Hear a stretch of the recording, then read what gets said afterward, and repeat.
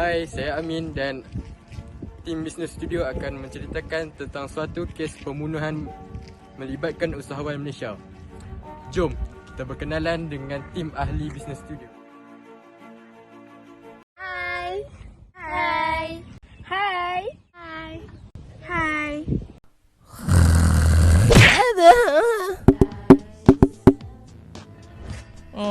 Assalamualaikum warahmatullahi wabarakatuh. Okey, pada tahun 2015 dulu pernah jadi satu kes pembunuhan besar tau. Seorang usahawan ahli hartanah yang bernama Lee Ahad atau lebih dikenali sebagai Alibaba. Okey guys, kes ni bermula apabila Lee Ahad dibuat urusan hartanah bersama seorang peniaga Thailand. Urusan ni jadi masalah besar sebab dia berhutang sebanyak 35 baht bersamaan dengan 4.11 juta ringgit Malaysia.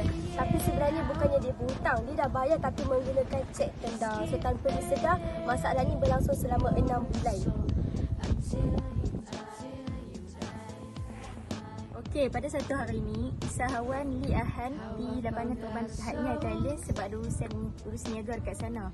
Dia pergi sana dengan isterinya Mayuri. Tapi dalam perjalanan tu dia mati ditembak dan isterinya pula cedera. Polis buat siasatan kat atas kes pembunuhan Lee Ahad ni.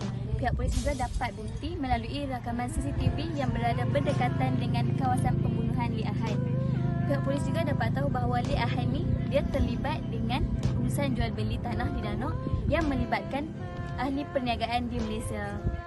Dari kisah tadi yang pertama ialah kreatif dan inovatif.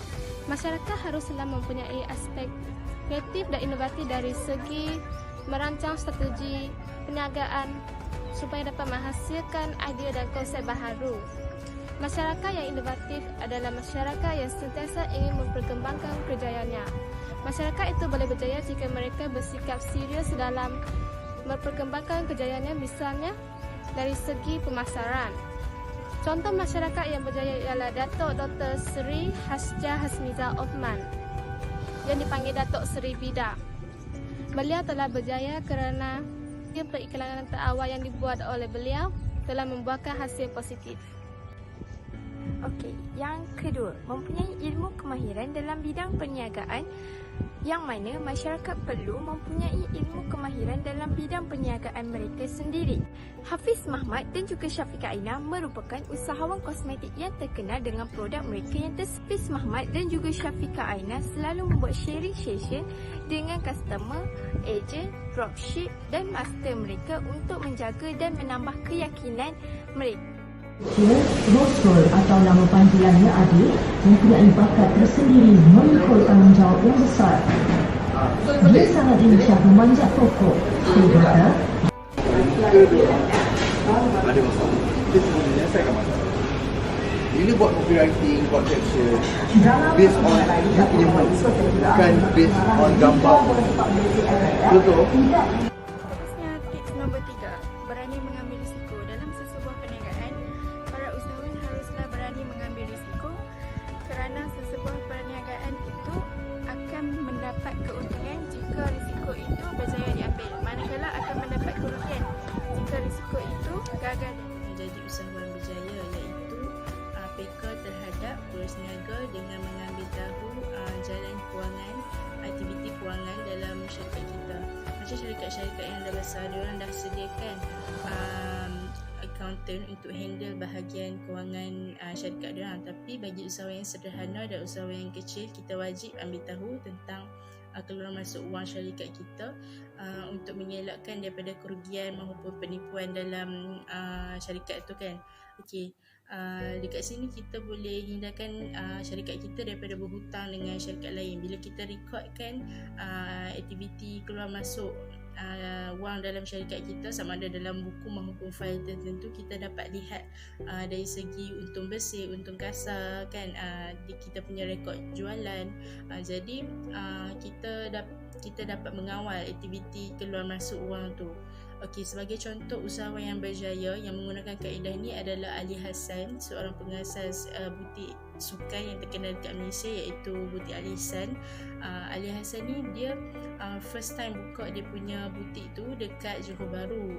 Waktu tu memang tak banyak lagi kedai-kedai alatan sukan. Jadi ramai sangat pelanggan yang datang dekat dia punya butik dan minta Ali Hassan ni untuk kembangkan lagi perniagaan dia dengan buka cawangan dekat tempat lain. Tapi Ali Hassan ni dia berfikir dulu, dia tak terburu-buru untuk buka cawangan yang baru sebab dia tahu yang tu bukan satu benda yang mudah dan dia perlukan modal yang banyak kan. Jadi Ali Hassan ni dia pastikan butik yang dekat Johor tu betul-betul berjaya sebab dia nak jadikan untung tu sebagai modal untuk dia buka dekat cawangan lain kan. Jadi Ali Hassan ni dia buat keputusan dia buka cawangan kedua dia iaitu dekat Bukit Bintang. Jadi dia dah pun mengelakkan, dia tak mau dia punya modal untuk buka cawangan baru tu adalah bermodalkan hutang daripada syarikat lain maupun orang lain kan. Jadi dia nak gunakan modal dia sendiri. Jadi itu adalah tips yang boleh kita gunakan dan kita jadikan contoh sebagai usahawan. Itu saja, terima kasih. Boleh kita ambil sebagai iktibar daripada kes ini ialah sebagai seorang usahawan, kita mestilah mengamalkan sikap-sikap positif bagi mengelakkan sebarang masalah yang mungkin akan mengganggu proses urus niaga. Akhir kata, semoga semua usahawan di Malaysia dapat mengembangkan produk atau perkhidmatan ke seluruh dunia sekaligus menaikkan nama Malaysia ke mata dunia. Jangan lupa like. Bye.